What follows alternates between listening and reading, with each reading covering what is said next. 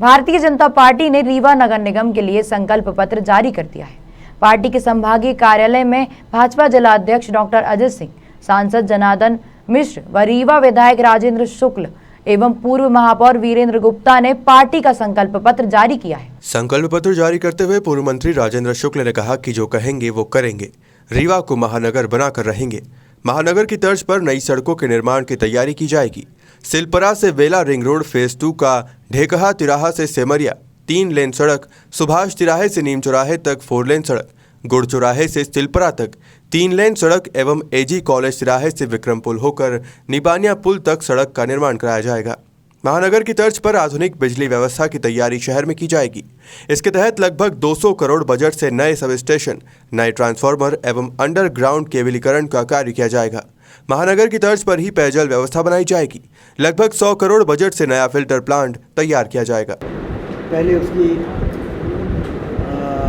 Project बनाना, फिर उसको sanction कराना, फिर उसका क्रियान्वयन करना और फिर उसका जनता को उसको समर्पित करना। ये जो अभियान चला, बाण सागर की योजना से लेके और तमाम अधोसंरचना के जो जरूरी काम थे, वो सारे काम जिस तरीके से पूरे हुए हैं, आज लोग कहते हैं कि रीवा की तस्वीर बदल गई है। और रीवा के नागरिक के साथ साथ अगल बगल के ज़िले को लोग भी कहते हैं कि रीवा तो पूरी तरह से बदल गया है। ये भारतीय जनता पार्टी का कमिटमेंट था जनता के विश्वास के प्रति, जो उन्होंने लगातार महापौर, लगातार विधायक, लगातार सांसद चुनते रहे और हम लोग उनकी उम्मीदों और अपेक्षाओं के अनुसार काम करते रहे। और आज हम इस स्थिति में पहुंच गए हैं कि गर्व से कोई भी व्यक्ति रीवा का ये कह सकता है कि अब हम पिछड़े ज़िले के व्यक्ति नहीं हैं, बल्कि हम बहुत तेज़ी से विकास की दिशा में आगे बढ़ने वाले ज़िले के रूप में हैं। और अभी नहीं, जितने समीक्षक हैं, सरकारी मंत्रालय के स्तर पर भी जब कभी समीक्षा होती है तो जिस साइज़ का रीवा है, जितनी रीवा की आबादी है, उस आबादी वाले जितने भी शहर हैं पूरे देश में, किसी ने इतनी तेज़ गति से तरक्की नहीं की जितनी तेज़ गति से तरक्की रीवा में हुई है। इस संकल्प पत्र में हम लोगों ने वो सारे कामों का भी उल्लेख किया है जो काम पूरे हो गए हैं और जो आने वाले दिनों में जिन प्रोजेक्ट्स को हमको पूरा करना है, जैसे 1 करोड़ 80 लाख लीटर शुद्ध फिल्टर का पानी 2003 में जब हमारी सरकार बनी तब रीवा में तैयार होता था। फिल्टर प्लांटों के माध्यम से जो पानी की टंकियों में जाता था, फिर पाइपलाइन के माध्यम से घरों में जाता था। उस समय रीवा एक छोटा सा शहर था। उस समय भी आधे से ज़्यादा घरों में ट्यूबवेल से पानी खींच के और खारा पानी, जो मीठा नहीं होता था, दाल नहीं पकती थी, वो पानी घरों में सप्लाई होता था। और इन 18 वर्षों में 5 करोड़ 40 लाख लीटर पानी फिल्टर हो रहा है। 1 करोड़ 80 लाख लीटर से 5 करोड़ 40 लाख लीटर। आप कल्पना कर सकते हैं कि 3 गुना ज़्यादा शुद्ध पानी लोगों के घरों में सप्लाई हो रहा है। कई टंकियां बनानी पड़ी हैं। लगभग 100 करोड़ रुपए इसके लिए इंतजाम किए गए थे। लेकिन रीवा जिस तेज़ी के साथ आगे बढ़ रहा है, हम लोगों ने अंदाज़ लगाया कि आने वाले 30 वर्षों में और कितना रीवा को फिल्टर प्लांट की आवश्यकता है, टंकियों की आवश्यकता है। और उसका अंदाज़ लगा के 95 करोड़ रुपया और DPR जो प्रस्तुत किया गया शासन को, वो भी स्वीकृत हो गया है। इसका मतलब यह है कि आने वाले 30 वर्षों तक रीवा जितना भी बढ़ेगा उतना हमारे पास फिल्टर प्लांट और टंकियों से पानी सप्लाई करने की क्षमता रहेगी। कराने का काम नहीं हुआ। ये इको पार्क जो निजी पूंजी निवेश से बन रहा है, इसको निरस्त कराया गया। माखनलाल चतुर्वेदी विश्वविद्यालय पत्रकारिता से जुड़ा हुआ एक बहुत बड़ा प्रतिष्ठित कैंपस जो हम लोग बना रहे थे 45 करोड़ का, उसको कतर विरोध करके पहले निरस्त करने की कोशिश की। जब हम लोगों ने वहाँ पे दबाव बनाया विधानसभा में, तो उसको 18 करोड़ कर दिया। लेकिन जैसे ही सरकार हमारी बनी, फिर से उसको 45 करोड़ किया गया। वो काम चल रहा है। उसका अब जुलाई या अगस्त के महीने में हम लोग लोकार्पण कर देंगे। तो इस प्रकार से इस संकल्प पत्र में वो सारी चीज़ों के प्रावधान हैं जो काम हुए हैं। मुख्यमंत्री भू धारणा अधिकार के अंतर्गत अब उन गरीबों को पट्टा देने का काम शुरू हो गया है जो फंसे हुए थे लेकिन पट्टा उनके नाम नहीं था।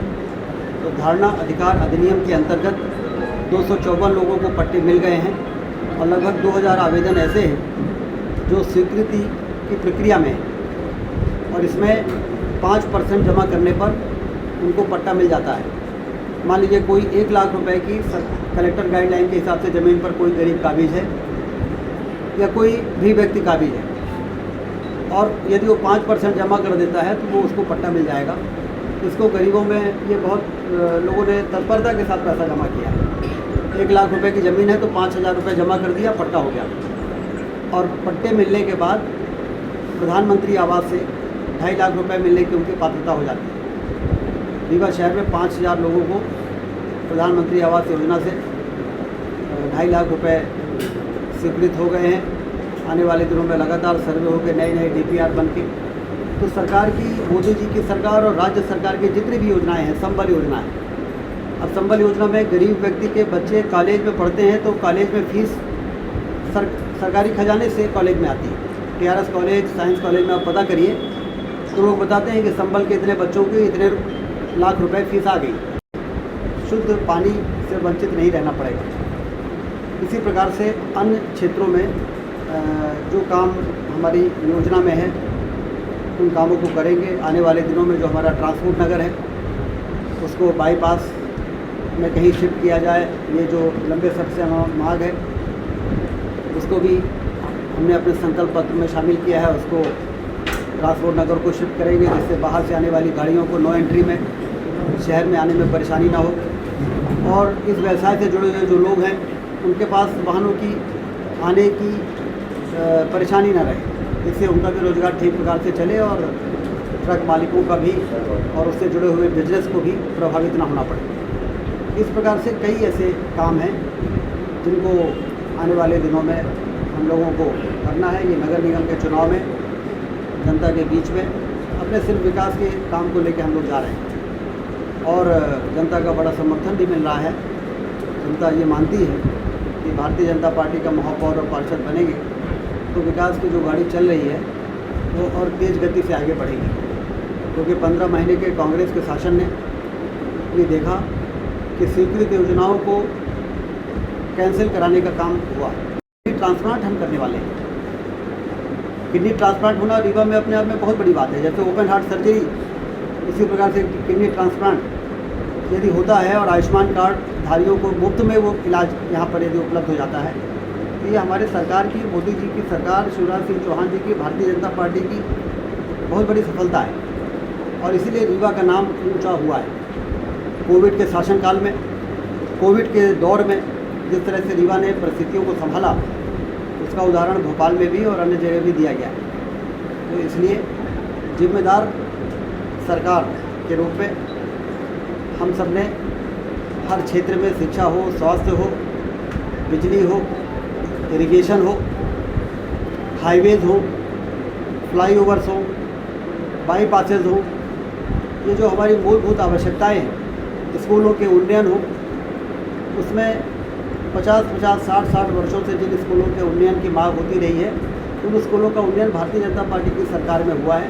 अकेले रीवा शहर में आप यदि देख लें तो चाहे समान स्कूल ले लें या शहर में गांव के बच्चों को लाना पड़े, सीमावर्ती ग्रामीण क्षेत्र में जो बॉर्डर के गांव हैं उन सबको हमने 8वीं से 10वीं, 10वीं से 12वीं करा के ग्रामीण क्षेत्र की बच्चियों को रीवा में 9वीं की पढ़ाई करने के लिए ना आना पड़े। इस प्रकार से चारों तरफ सिलपरा, उधर अजगरहा, उधर दुआरी, उधर करैया, उधर भटलो, उधर कोठी और कोठी, तमाम ऐसे उन्नयन कर दिए कि जिससे कि वो एक बड़ी परेशानी से लोग को मुक्ति मिली है। तो इसलिए जनता के आशीर्वाद और उनके समर्थन से जो ताकत मिली है उसका सदुपयोग हमने किया है। इसलिए आने वाले दिनों में भी यदि हमको आशीर्वाद और समर्थन मिलता है तो हम ही उनके वोटों की कीमत करेंगे, उनका सदुपयोग करेंगे और रीवा को मध्य प्रदेश और हिंदुस्तान का सबसे बेहतर शहर, विकसित शहर बनाने के 5 लाख 10 लाख रुपए लिया गया लेने की योजना बनाई गई, कई लोगों ने दिया। ये महापौर के प्रत्याशी भी उस समय नेता प्रतिपक्ष थे, अपने को कहते थे, और सारा संचालन इनके हाथ से होता था, कहीं कोई विरोध नहीं हुआ। तो इन 15 महीनों की सरकार में कांग्रेस के प्रत्याशी ने, कांग्रेस के सरकार ने जिस ढंग से रीवा को लूटने का काम किया, रीवा के लोगों को बर्बाद करने का काम किया। ये सीवरेज की बात आप उठा रहे हैं, वो अपने उसमें भी कह रहे हैं, तमाम प्रचार में भी, उस ठेकेदार को लूटने का काम किसने किया? उसके जाकर के पूछिए उससे कि उसकी दुर्गति कैसे हुई, क्या हुआ। तो ये सब कुछ आज जो कुछ हो रहा है, ये केवल और केवल लूट के लिए चुनाव लड़ा जा रहा है कि हम किसी तरह से अगर एक बार मौका मिल जाए तो हम इस नगर को लूट लें पैसा, क्योंकि मोदी जी का, शिवराज जी का, राजेंद्र शुक्ला जी के प्रयासों से आने वाला है।